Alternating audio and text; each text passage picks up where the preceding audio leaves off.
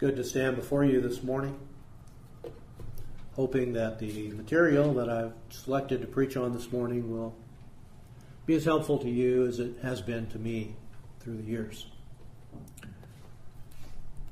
Death means different things to different people, because without the Scriptures, we don't have any real means to even understand what death is.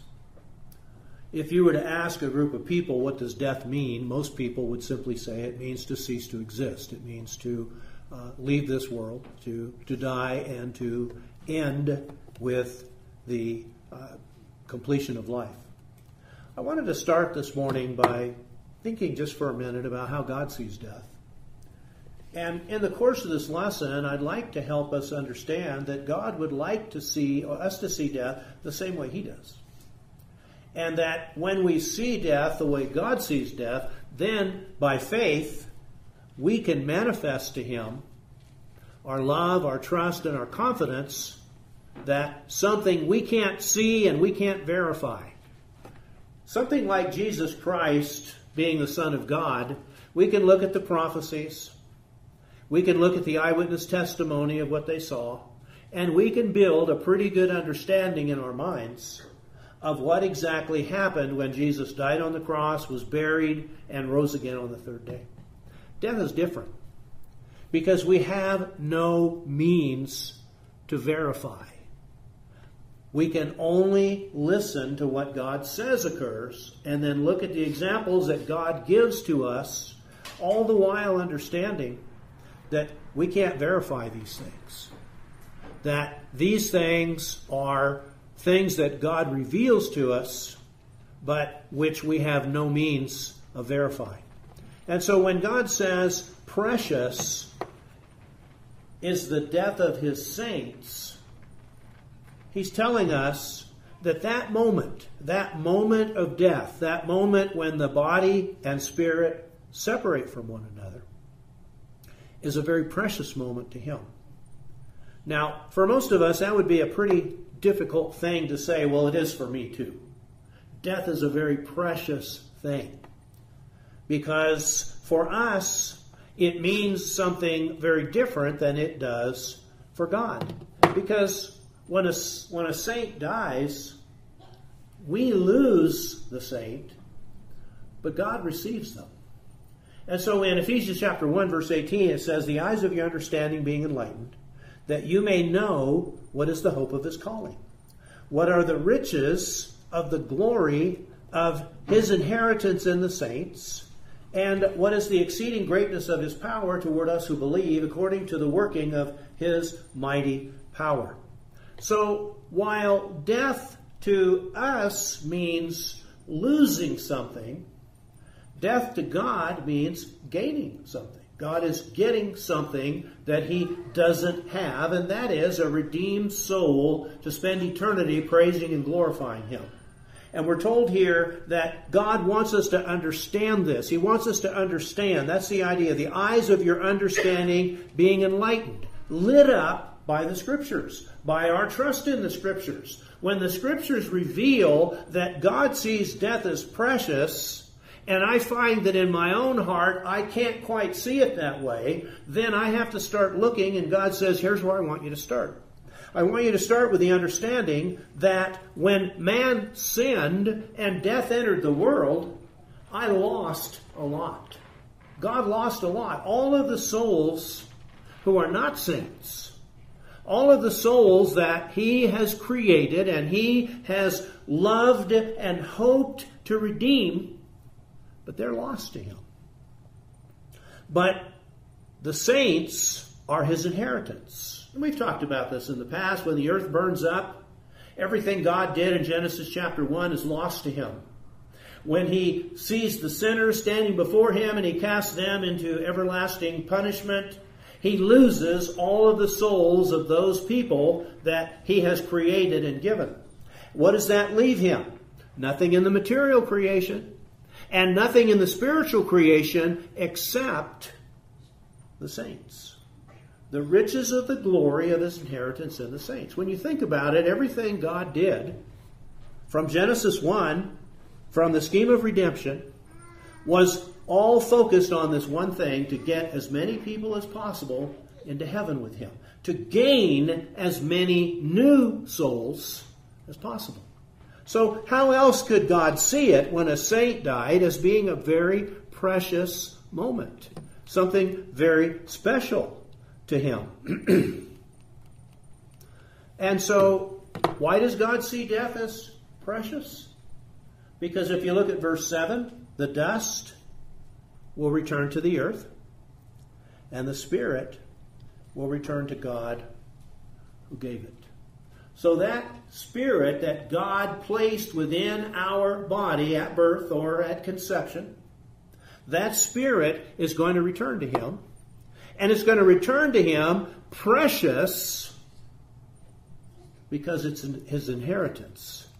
There's a passage in Malachi that I think sums this up. It says, "Those who feared the Lord spoke with one another. The Lord paid attention and heard them. And a book of remembrance was written before him, of those who feared the Lord and esteemed his name. They shall be mine, says the Lord of hosts, in the day when I make up my treasured possession, and I will spare them as a man spares his son who serves him." Now, other translations have jewels here. When the Lord will gather his jewels.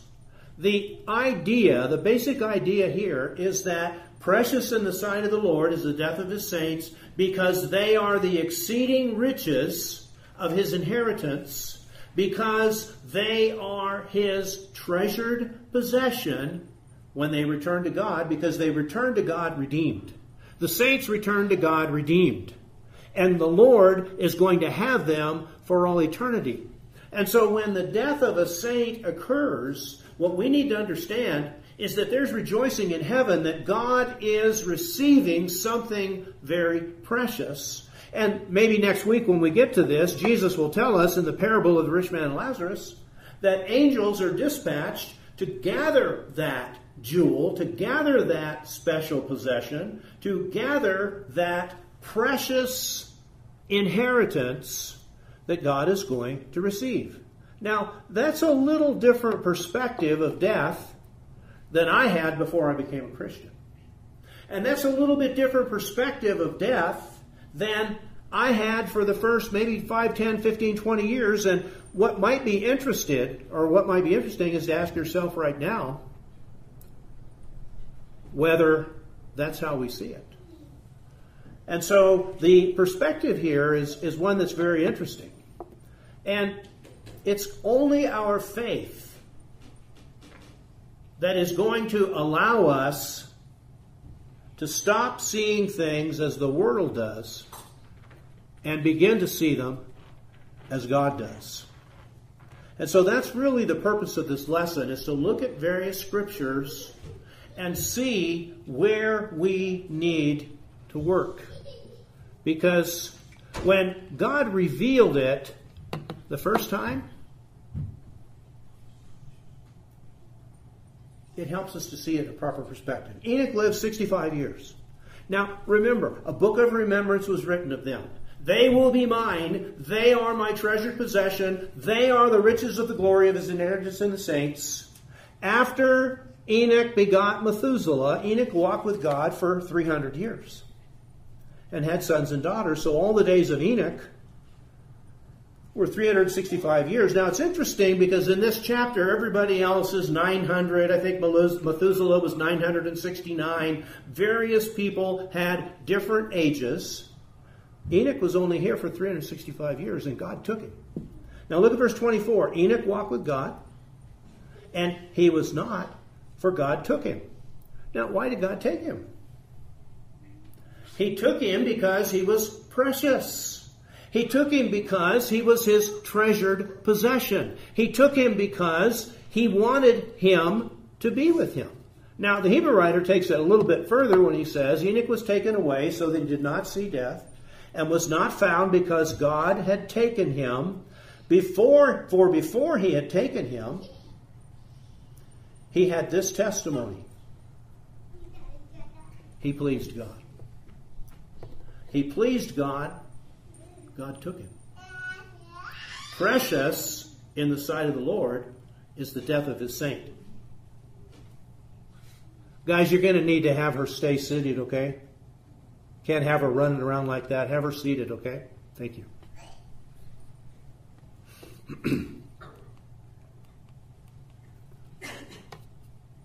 And so the question we have to ask ourselves, do we have the faith to see death the way God sees death? We do not look at the things which are seen. As long as we're looking at the things which are seen, we can't see death as a precious thing. We can't see death as God getting his precious possessions. We can't see death as God taking them because they were pleasing to him. We do not look at the things which are seen, but at the things which are not seen. For the things which are seen are temporary, but the things which are not seen are eternal. Now it's fascinating, but death is eternal. Death is not temporary. Death is, and by that, let me explain, I'm not looking at death as something from this perspective, from this life anymore. That's the temporary. What we see is temporary. What God sees is eternal.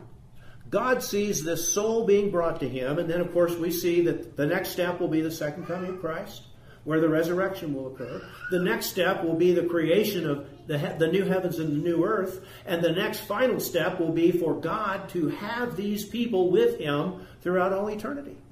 Now, that's the eternal side of death, and that's the side of death God wants us to look at. He doesn't want us looking at the temporary side of death, which is the loss of a loved one, the loss of some individual. That's our side, but God sees it from a different perspective, and that's where we have to understand, because that's where the comfort to the dying will occur. So what's the comfort of the dying? Well, look at this verse. By faith he dwelt in the land of promise, as in a foreign country, dwelling in tents with Isaac and Jacob, the heirs with him of the same promise. For he waited for the city which has foundations, whose builder and maker is God. Now, precious in the sight of the Lord is the death of his saints, because he's built a city for them, and he intends to enjoy their fellowship, to enjoy their company throughout all eternity. And Abraham understood that. He lived to die. He dwelt in the land of promise as in a foreign country. He did not allow this world to be his home. We sing the song sometimes, this world is not my home. I'm just a passing through. My treasures are laid up somewhere beyond the blue, and I can't feel at home in this world anymore. Here's Abraham. Abraham, who all he really had, there were no written books at the time, but he had Enoch. He had Enoch to look at. He knew that if he walked with God, God would take him. And by faith he dwelt in the land of promises in a foreign country, dwelling in tents with Isaac and Jacob. He was waiting for the city which has foundations, whose builder and maker is God. Now, death is the door that we have to pass through to begin the steps necessary to receive that city. Now, here's not only Abraham, but these all. So we go back to Abel and Enoch and Noah and Abraham and Sarah. These all died in faith, not having received the things promised, but having seen them and greeted them from afar, and having acknowledged that they were strangers and exiles on the earth. Now, verse 13 is a basic summation of how you and I will look at death when we trust God like these people did. They died in faith because they knew precious in the sight of the Lord is the death of his saints, and they wanted to be a saint. So they were going to live as strangers and sojourners so they could die as saints. They died in faith, not having received the things promises, because none of the things promised occur until after death. They saw them, they greeted them, they acknowledged them. Verse 14, for people who speak like this, people who speak thus, make it clear they're seeking a homeland. They understand that God sees the saints as precious and He's going to do precious things with them. People who speak like this, like what? This world is not my home. Like Paul speaks in Philippians chapter 1. To me, to live is Christ and to die is gain. To depart and be with Christ is very far better. People who speak like that make it clear they're seeking the homeland. And if they had been thinking of that land from which they had gone out, they would have had an opportunity to return, because that's what our understanding of death will cause us to do. If we see death as the end of everything, then we want to grab as much as we can and enjoy as much as we can. How did Paul put it? If the dead are not raised, let us eat, drink, and be merry, for tomorrow we die. That's all there is. But people who speak like this, they understand that death is a portal. Death is when the spirit returns to God. It's precious, and God gathers His treasured possessions. Verse 16, as it is, they desire a better country. That is a heavenly one. Death brings us one step closer to the heavenly country. And if we have faith, if we trust God that this world is only our opportunity to declare ourselves saints, our opportunity to die as a saint so that our death is precious, to die as one of God's holy people. And it's fascinating to me that we're told in verse 16, God is not ashamed to be called the God of saints who want to die as saints. Saints who see death as the portal. Enoch proved it. Abraham believed it. And he lived as though he believed it. And at the burning bush, God said, I'm the God of Abraham, Isaac, and Jacob. And Jesus later proclaimed that means they were still alive. God had gathered them, and they were alive, and their death was precious, and now they were with the Lord. They were with God. So that's a progression that leads to maturity. And we have to ask ourselves a question, where am I? Where am I on this journey from the non-believer who sees death as the end of everything and wants to do everything he possibly can before death because that's all he has? But the progression from that is to the Christian who sees death as gain, death as a blessing and as a benefit. And again, listen to Paul here. Paul is probably in his late 50s, maybe early 60s, which back then may have been a little older. I think they didn't have the same lifespan we do. And he was worn out. He'd been beaten. He'd been shipwrecked. He'd been he'd been stoned. We do not lose heart, he says, even though our outward man is perishing or decaying. But the inner man is renewed day by day. Now, that's what we've been talking about in the first 6 slides that we've just looked at. It's so important that we see this world like Paul does. My outer man is decaying. It is perishing. It is about to come to an end. But he said, my inner man is being renewed day by day, because by faith he is seeing what happened to Enoch. He is seeing how Abraham looked at it. He is seeing that God has promised a city, that they want a city whose builder and maker is God.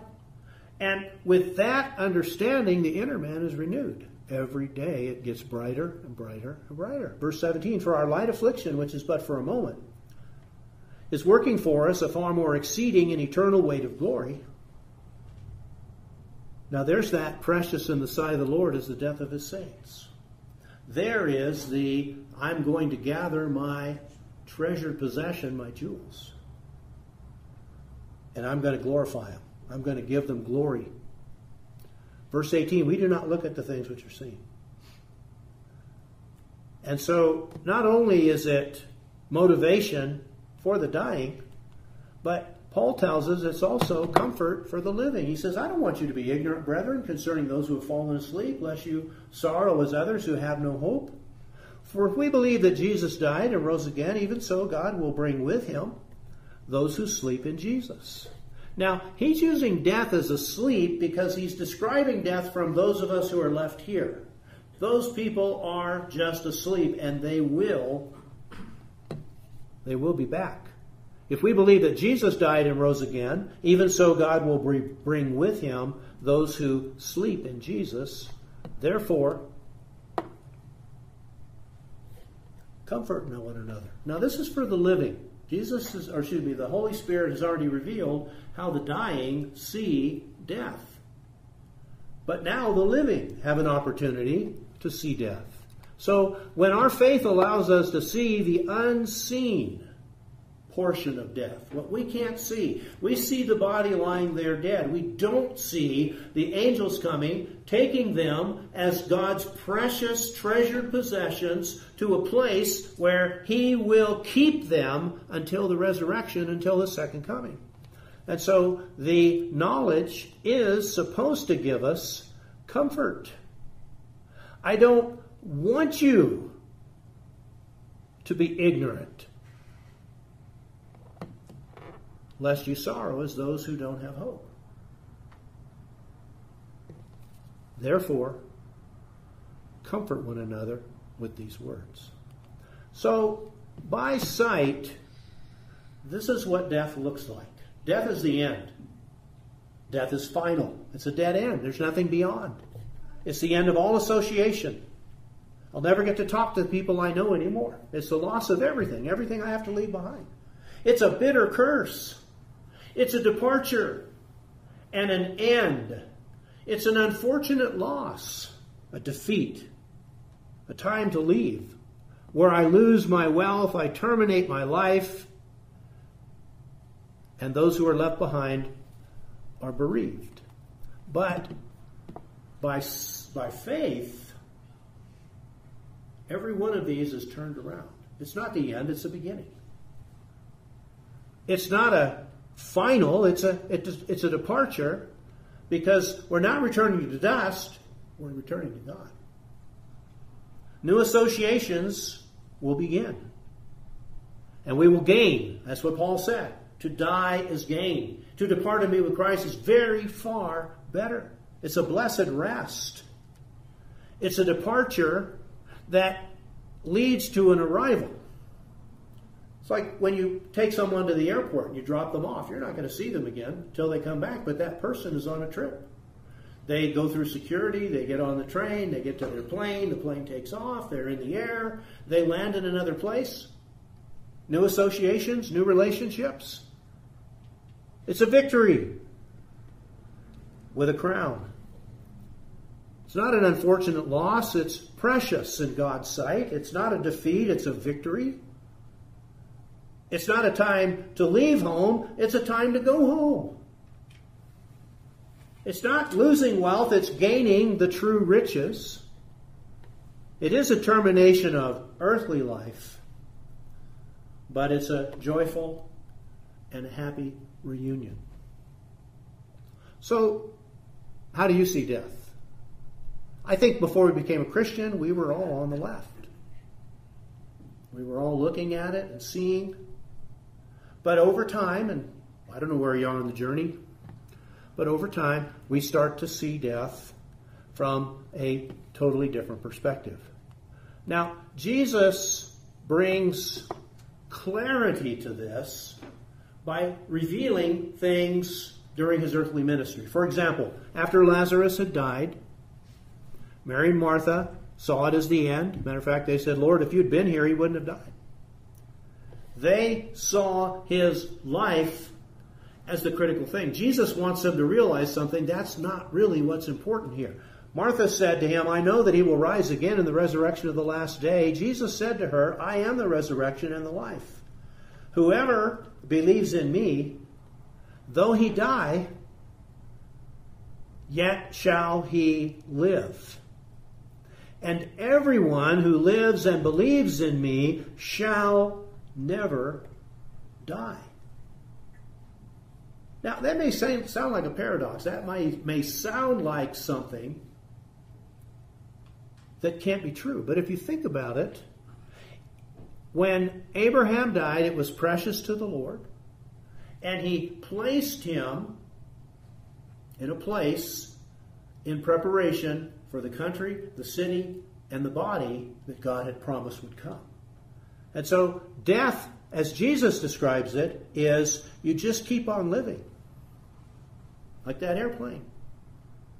You die, you see angels, angels take you to Abraham's bosom. Abraham says Lazarus is being comforted here. There are people there, other people there. Everyone who lives and believes in me shall never die. Death is only a journey. It is simply a transferal from this world to the paradise of Hades. Jesus put it another way to the Jews, if anyone keeps my word, he won't see death. We will. We will see the death of those who leave us, but they don't see death. They just stop being here and start being somewhere else. Their spirit returns to God. And Jesus, I think, made it about as clear as he could. This event is very similar to the translation of Enoch. Here's what Jesus said. The thief on the cross next to him said, Jesus, remember me when you come to your kingdom. Now, I don't know what the thief was thinking. I think the thief was thinking something way down the road, this kingdom. And Jesus said, truly I say to you, today you shall be with me in paradise. Well, what did he mean by that? They were dying. Jesus would be dead within 3 hours. The thieves would have their legs broken and they would be dead before sunset. So what does he mean? We'll be together in paradise. He didn't come down from the cross. So how were these words fulfilled? Well, we've already seen it. The dust will return to the earth, and the spirit will return to God who gave it. And Jesus said, when that spirit of a saint returns to the God who gave it, it's paradise. And the word paradise is the same word that was used to describe the Garden of Eden. The word garden is this paradise, the paradise of Eden. Now we have the paradise of Hades, or the paradise of death. Precious in the sight of the Lord is the death of his saints. It's not just on God's side, it's also on the side of the saints. When God sees that precious soul of a saint die, he immediately brings them. Jesus said, today you'll be with me in paradise. And Jesus is perhaps the best example of this because Jesus died, he went to paradise, but he didn't stay in paradise. He came back. He came back and verified his testimony here. Now, when Peter preaches on this in Acts chapter 2, he says, he foreseeing this spoke of the resurrection of the Christ, that his soul was not left in Hades. It was in Hades. It was in paradise. This very day you will be with me in paradise. It was in Hades. But then Jesus got to come back, which proves conclusively death can't be the end, because there wouldn't be anything to come back if death was the end. But because here we have an individual, let's look at one more slide because I want to kind of develop this a little bit. Let's talk about Jesus. Jesus was different from the rest of us.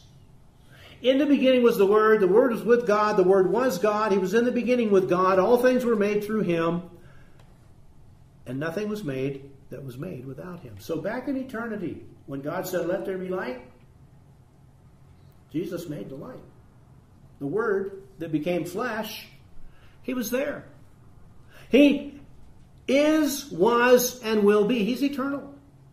He died because he was in a human body, but his soul went to Hades, came back out of Hades, went back up to the right hand of the throne of God, exalted, and that's where he is. That's all death is. And when Jesus died, the epitome of precious in the sight of the Lord is the death of his saints, and God gathering his treasured possession. We see it so clearly with the soul of Jesus. But Jesus said, so also the thief, because the thief was forgiven, and he too went to Hades. He too went to paradise. But you see the difference. With Jesus, it all gets verified. He dies, 3 days later he comes back. 40 days later he ascends to the right hand of God. He is living, exalted at the right hand of God. And those people who died are living and exalted in the paradise of God. So Jesus is the perfect explanation of death. Perfect. He died. He said, I'm going to be in paradise today. He was resurrected. He told the people, I'm going back to the right hand of the throne of God. And that's where he is today. And so when he tells me, when you die, you won't see death. When he tells me, you will never die. When he tells me that you will be in paradise, that changes everything. If you have faith, if you trust in the Lord. If you believe that God, remember what Paul said? If you believe God raised Jesus from the dead, then you'll have to believe that he's going to bring with him at the resurrection of all the saints. They're the people he died for. They're the reason he came here. They're the reason he went to paradise and came back and went back to the right hand of the throne of God. Everything God said about death is verified with Jesus dying on the cross. And so that gives us a very different perspective. Jesus changed death from something, I should have put this in here, but there's a passage in Hebrews where it says that he delivered from bondage those who, through the fear of death, lived their entire life with dread. He said, that's gone. By Jesus Christ appearing, he changed that. We don't see death the way everyone else sees death. We see death as life is immortality. That's what he brought to life. Death changed its character. That's why Paul could say, we don't look at the things that are seen. We look at the things that are not seen. For the things that are not seen are eternal. And so, after seeing what happened to Jesus, what's left of death? He died, went to paradise, he came back, he's now at the right hand of God. Paul says that's exactly what's going to happen to you. So what does that mean about death? He that lives and believes in me will never die. And he told Martha, you will never see death. Life and immortality. Jesus brought it. It was always here, but he brought it from the shadows into the light. And now it's up to us. We believe that or not. We take the Lord's Supper every first day of the week because we believe in the resurrection. We believe death had no power over him. Remember our song, Low in the Grave He Lay, Jesus our Savior. But death's power he overcame, and he came back from the grave. That's proof. That's all the proof I need that that's exactly what's going to happen to me, except a little differently. I'm going to die and go to paradise. I may be there 50 years, 100 years, 1,000 years. We don't know how long the world's going to go on, and then the Lord's going to come back. And like Paul said, we who are alive will have no precedence whatsoever over those who have already died, because the Lord's going to bring those who are dead with him. So death, if we look at the unseen,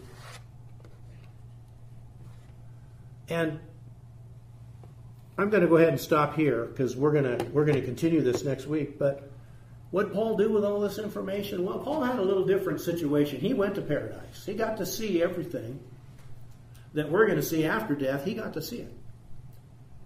But he said, I can't tell you. It's not lawful for me to talk about it.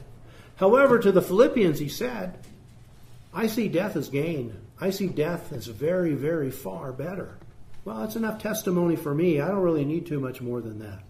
So, what does this do to the dying? These all died in faith, waiting for a city whose builder and maker is God. Comfort. And to those who are left behind, take comfort. And so, as we look at death, death is probably one of the greatest tests of our real faith in the Lord. And so the next time we sing, "This world is not my home, I'm just a passing through," take a good look at that and ask yourself whether or not that's how we really see it, or are we just singing words? The song of encouragement this morning is number 263. And I'd just like to remind us of one thing I said in the sermon. We have to die as a saint. Precious in the sight of the Lord are the death of his saints. The saint is the person who has been cleansed by the blood of the Lord Jesus Christ, washed and cleansed, sanctified and set apart. How do we maintain that? Confess your sins, and he's faithful and just to forgive you, and repent with godly sorrow, bringing fruits of repentance. So you're a saint or not a saint this morning based on your current relationship with God. Remember what Ezekiel said? On the day that you sin, none of your righteousness will be remembered. On the day you repent, none of your sins will be remembered. We live in the present moment. So the question I would like to pose to all of us before we sing this song, are you a saint? Have you been washed in the blood of the Lamb? Are you a righteous and godly individual? And are you an individual who can die as a saint? If the answer to any of those things is no or I don't know, then you need to come up here and either be baptized into Christ or confess your sins and remove them so that you can know you're going to die the death of a saint. If we can help you in any way, would you please let us know while we together stand and sing.